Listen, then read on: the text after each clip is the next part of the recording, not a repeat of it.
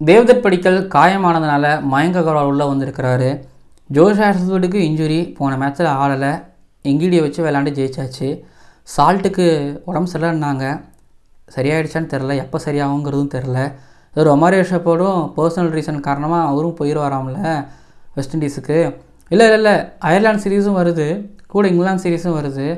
Ireland series ஐபிஎல்லோட climax நெருங்கிற நேரத்தில் வருது. இப்போ தான் கப் அடிக்கலான்னு போகும்போது என்னடா இப்படி நடக்குது அப்படின்னு தோணுது ஆர்சிபி ஃபேன்ஸுக்கு. சரி, அதுக்கு முன்னாடி இப்போ 16 பாயிண்ட்ஸில் இருக்காங்க. இப்போ அடுத்து 3 மேட்ச் இருக்குது. இப்போ லக்னோ கூட ஜெயிப்பாங்களா அப்படின்னா, இன்னொரு பக்கம் லக்னோ சூப்பர் ஜெயிண்ட்டு சொதப்பிக்கிட்டு இருக்கிறாங்க, கண்ணாபுரம் சொதப்பிக்கிட்டு இருக்கிறாங்க, கச்சா முச்சான்னு ஆடிக்கிட்டு இருக்கிறாங்க. ஆனால் இந்த 3 மேட்ச்சும் வின் பண்ணால் 16 பாயிண்ட்ஸோட அவங்க ஏதாவது ஃபைட் பண்ணலாம். ஆனால் வாய்ப்பு இருக்கா தெரியலை அப்படிங்கிற கேள்வியோட இந்த கிரிக்கானந்தா ஷோவை நான் ஆரம்பிக்கிறேன். அதுக்கு முன்னாடி இந்த ஐபிஎல் 2025 முழுக்க கிரிக்கானந்தாவும் டெக்கத்லானும் சேர்ந்து ஒவ்வொரு மேட்சோட ப்ரீ ஷோவில் நம்ம கேள்விகளை கேட்டு பரிசுகளை வழங்கிக்கிட்டு இருக்கோம். அந்த வகையில் இந்த மேட்ச்சில் நான் கேட்க போகிற கேள்வி, யார் இந்த மேட்ச்சில் ஜெயிப்பா, யார் பெஸ்ட் பவுலராக இருப்பா? இந்த கேள்விக்கு சரியான பதில் சொல்கிறவங்களுக்கு டெக்கத்தானோட பரிசு காத்துக்கிட்டு இருக்கு. இப்போ நம்ம ப்ரிவியூக்குள்ளே போகலாம். ஓவருக்கு 6 பால் தான், ஆனால் நோ பால் போட்டால் 7 பால் போடு. ஐபிஎல் பப்பியா ஜெனரல் லேடிஸ் அண்ட் ஜென்டில்மேன், இந்த ஐபிஎல் 2025 டிராகனில் லக்னோவில் நடக்கக்கூடிய Lucknow Super Giant versus Royal Challengers Bengaluru மேட்சோட pre analysis and fantasy prediction பார்க்க வந்திருக்கிறீங்க. Give away sponsor Decathlon. So நீங்கள் சப்ஸ்கிரைப் பண்ணிட்டு தான் பார்ப்பீங்க, பட் உங்களோட ஃப்ரெண்ட்ஸ் அவங்களுக்கு நீங்கள் சப்ஸ்கிரைப் பண்ண சொல்லுங்கள், நம்ம சேனலில் ஷேர் பண்ண சொல்லி. அண்ட் இப்போது நம்ம ப்ரிவியூக்குள்ளே போகலாம். அதனால் லக்னோவோட pitch report, weather report, toss report பொறுத்த வரைக்கும் மழை கொஞ்சம் பயமுறுத்து தான் இருந்துக்கிட்டு இருக்கு. லக்னோவில் மழை இருக்காது அப்படின்னு நான் நம்புகிறேன் ஒன்று. அதுக்கப்புறம் இன்னொரு பக்கம் வந்து பார்த்திங்க அப்படின்னா பிச்சு யூஸ்வலாக லக்னோ போன வருஷம் நீங்கள் பார்த்துருப்பீங்க, அதோட பெல்ட்ராக இருந்தது. பட் இந்த வருஷம் அப்படி கிடையாது. லக்னோவில் நின்று நிதானமாக அடித்தா கிளியர் பண்ணால் பெரிய இன்னிங்ஸ் ஆடலாம். அதாவது பிளாக் சாயில் தான் போடுற ரெட் சாயில் வந்து பார்த்திங்க அப்படின்னா கொஞ்சம் ஒரு மாதிரி ஸ்லோவாக தான் ஆகுதுங்கிறதுனால ரெட் சாயிலாம் பவுன்ஸ் இருக்கும். ஆனால் இங்கே கொஞ்சம் பவுன்ஸ் கிடைச்சாலும் அந்தளவுக்கு பவுன்ஸ் கிடைக்க மாட்டேங்குது. அதோட குணாதிசயத்தை அது காமிக்குது. ஸோ க்ளே வாஷ் பண்ணுவாங்கன்னு நினைக்கிறேன். ஓகேங்களா? ஸோ அதனால் வந்து பார்த்திங்க அப்படின்னா த்ரூ அவுட்டாக இந்த லக்னோவில் ரன் ஃபெஸ்ட் இல்லைனாலும் ஒரு டீசெண்டாக 180 அடித்தா வின் பண்ணலாங்கிற மாதிரி, 190 அடித்தா வின் பண்ணலாம் அப்படிங்கிற மாதிரி தான் இருந்துக்கிட்டு இருக்குது. அது ஒவ்வொரு டீமோட ஸ்ட்ரென்த்தை பொறுத்து அது அந்த டார்கெட் எல்லாமே அமையும். ஸோ இதுதான் pitch report. And toss report பொறுத்த வரைக்கும் டாஸ் வந்து ஐபிஎல்லில் ரொம்ப முக்கியமான ரோல் ப்ளே பண்ணுது. ஃபஸ்ட்டு பேட்டிங் எடுத்திங்கன்னா கஷ்டம், சேஸ் பண்ணிங்கன்னா செகண்ட் இன்னிங்ஸில் டியூ ஃபேக்டர்லாம் கிடையாது. பட் ஃபஸ்ட் இன்னிங்ஸில் ஒரு மாதிரி கஷ்டமாக தான் இருக்குது, எல்லா டீமும் கஷ்டப்படுறாங்க. பட் சேஸிங்க்கு போகிறதுங்கிறது தான் சரியாக இருக்குன்னு எனக்கு தோணுது. ஸோ பார்ப்போம்.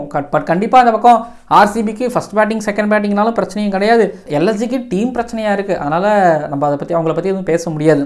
இதுதான் pitch report, weather report, toss report பொறுத்த வரைக்கும். இப்போ பிளேயிங் 11 எடுத்துக்கிட்டிங்க அப்படின்னா, நம்ம சொன்னோம்ல தேவ்தத் படிக்கல் இல்லை, மயங்க் அகர்வால் ஸ்ட்ரைட்டாகவே 1-1 பொசிஷனில் தான் ஆடுவார் இந்த தடவை ஆர்சிபிக்கு. அப்புறம் ரொமாரியோ ஷெப்பர்ட் பர்சனல் ரீசனாக கிளம்புறான்னு சொன்னாங்க, எப்போ கிளம்புறாருன்னு சொன்னாங்க தெரில. ஸோ அப்போ ரொமாரியோ ஷெப்பர்டுக்கு இங்கே ஒரு இடம் இருக்குது. ஜோஷ் ஹேசல்வுட் வந்தார்னா இங்கிடி வெளியில் போவார். ஸோ இங்கிடி உள்ளே இருக்கிறதும் வெளியில் இருக்கிறதும் ஜோஷ் ஹேசல்வுட் வருகையை பொறுத்தே அமையும். வேறு எந்த மாற்றமும் கிடையாதுங்க. மயங்க் அகர்வால் உள்ளே ஆடுவார் தேவ்தத் படிக்கலுக்கு பதிலாக.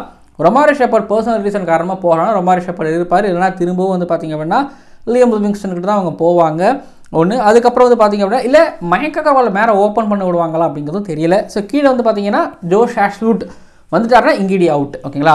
அந்த பக்கத்தில் நீங்கள் லக்னோ சூப்பர் ஜெயண்ட் பொறுத்த வரைக்கும் அங்கேயும் எந்த மாற்றமும் இருக்காது. அதே டீமோட தான் ஆடுவாங்க. ஆனால் அதே டீமோட ஆடி தான் இப்போ தோத்துக்கிட்டு இருந்துகிட்டு இருக்கிறாங்க.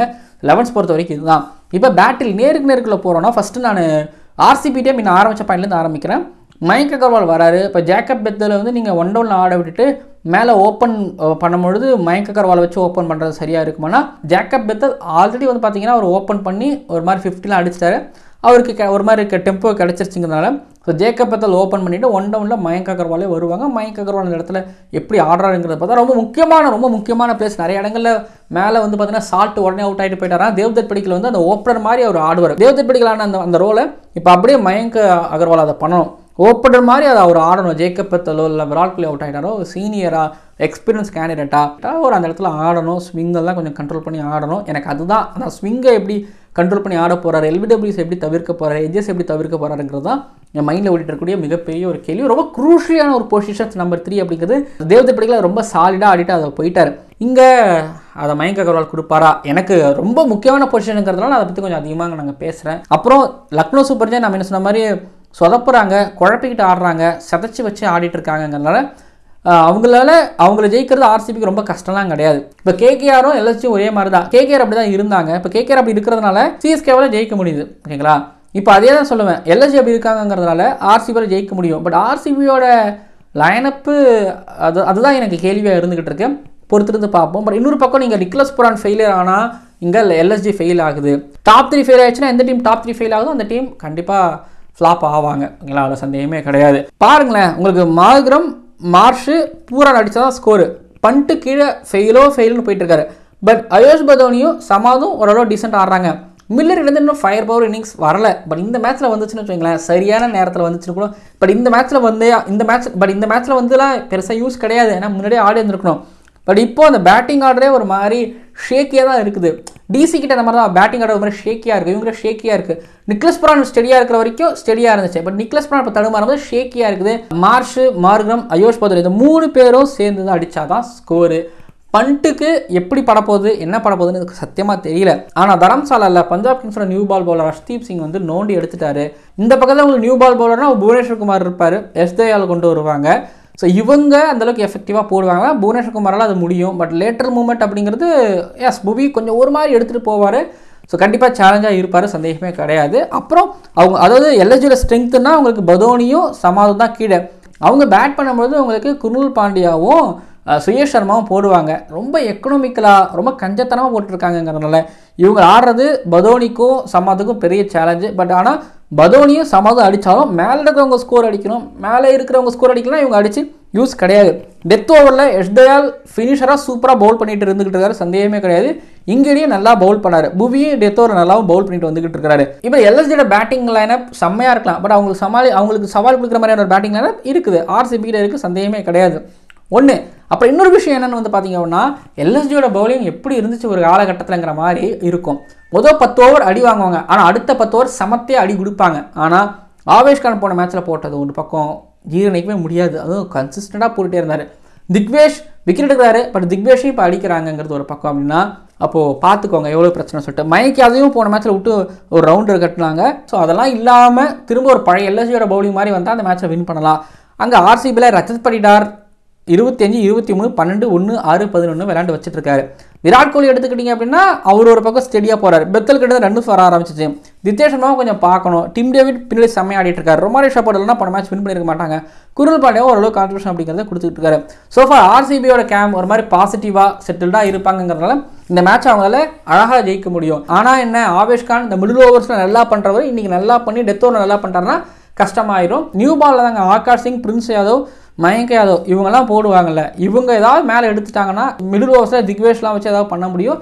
பட் பிஷ்ணோயெல்லாம் எங்கே போனார், ஏன் எடுக்க மாட்டுறாங்க அப்படிங்கிற கேள்வி மனசில் இருந்துக்கிட்டு இருக்கு. சோஃபார் ஆர்சிபி எடுத்துகிட்டு பொறுத்த வரைக்கும் இவங்க நிறைய பேர் போனாங்க வராங்க அப்படிலாம் இருந்தாலும் ஒரு மாதிரி குட்டாக தான் இருக்கிற மாதிரி எனக்கு தோணுது. பார்ப்போம் ஆர்சிபி இந்த மேட்சை ஜெயிக்கிறாங்கன்னு சொல்லிட்டு. அண்ட் இதுலேயும் 6 ஹிட்டர்ஸ் இருக்காங்க. லக்னோ ரொம்ப பெருசு. விராட் கோலி தட்டி விட்டு இங்கே 1-2 எடுப்பார் அப்படின்னா பெத்தல் பெரிய ரன்னுக்கு போவார். ரஜத் படிடார் வந்து ஸ்பின்னருக்கு அகேன்ஸ்டாக நல்லா அடிப்பார். அப்போ தான் ஸ்பின்னருக்கு அகேன்ஸ்டாக விக்கெட் விட்டுருக்காரு. ஸோ அப்படி இல்லாமல் 6 கிளியர் பண்ணணும். அப்புறம் ஜித்தேஷ் சர்மா, டிம் டேவிட், ரொமாரி ஷாப்போர்ட் இவங்கெல்லாம் ஒரு காட்டாங்கன்னா ஒரு பெரிய ஸ்கோர் வைக்க முடியும். ஸோ ஆர்சிபி 210, 220 அடிச்சிட்டாங்கன்னா டிஃபெண்ட் பண்ண முடியும். பட் அந்த ஸ்கோரை எல்எஸ்ஜியில் அடிக்கிறதுங்கிறது ரொம்ப கஷ்டம். பட் எல்எஸ்ஜி பேட் பண்ணாங்கன்னா அவங்களும் இந்த அளவுக்கு ஸ்கோர் வைக்கணும். ஸோ கண்டிப்பாக இன்ட்ரெஸ்டிங்கான ஒரு மேட்சாக இருக்கும் நான் நினைக்கிறேன். வின்னிங் பர்சன்டேஜ் ஆர்சிபி 53% இருக்கிறதுக்கான சான்ஸ் இருக்குது. அண்ட் 47% எல்எஸ்ஜி ஜெயிக்கிறதுக்கான சான்ஸ் இருக்குதா நான் பார்க்குறேன். ஸோ பார்ப்போம் என்ன நடக்கும்னு சொல்லிட்டு. அப்புறம் பாயிண்ட்ஸ் டேபிள் எடுத்துக்கிட்டிங்க அப்படின்னா ஆர்சிபி 16 பாயிண்ட்ஸில் இருக்காங்க.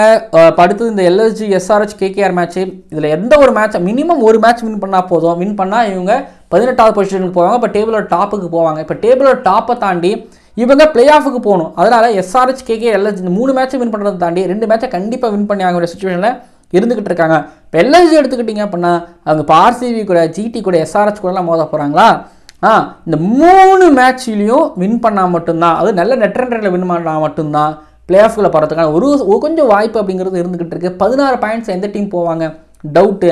எதை வச்சு ரொம்ப ஹார்ட் ஒர்க் பண்ணணும். -0.469 இருந்துகிட்டு இருக்கிறாங்க. ஆர்சிபி ஜெயிச்சாங்கன்னா டேபிள் டாப்புக்கு போவாங்க. பிளே ஆஃபுக்கு முதல் அணியாக அந்த வருஷம் குவாலிஃபைட் ஆவாங்க. பொறுத்திருந்து பார்க்கலாம். நிறைய காயங்கள் நிறைய சோகங்கள்லாம் இருக்குது ஆர்சிபிக்கு. அதெல்லாம் தாண்டி தடையை தாண்டி கப்பை தூக்குவாங்களா, பிளே ஆஃபுக்கு போவாங்களா? இப்போ என்னோட ஃபேண்டசி ப்ரிடிக்ஷன் பொறுத்த வரைக்கும் நான் பேட்டிங்கில் விராட் கோலி, மர்க்ரம், பெத்தல், பதோனி, நிக்லஸ் புரான்லாம் பிக் பண்ணுறேன். மார்ஷ் ஆல்ரவுண்டரில் வரும்பொழுது குருல் பாண்டியாலாம் பிக் பண்ணுறேன். பவுலிங்கில் புவனேஸ்வர் குமார், திக்வேஷ் இவங்களை பிக் பண்ணுறேன். விக்கெட் கீப்பிங்கில் ஜித்தேஷ் சர்மாவை பிக் பண்ணுறேன். இதை தாண்டி எனக்கு ஆர்சிபியில் வேறு யாருங்க bowling? Grill Pandya, Bhuvneshkumar, spinner ஒரு ஃபாஸ்ட் பாலர் பிக் பண்ணியிருக்கிறேன். அந்த பக்கத்தில் திக்வேஷ் பிக் பண்ணிவிட்டு ஆவேஷ் கானியும் ஒரு பக்கம் பிக் பண்ணலாம் நான் சஜஸ்ட் பண்ணுவேன். ஓகேங்களா?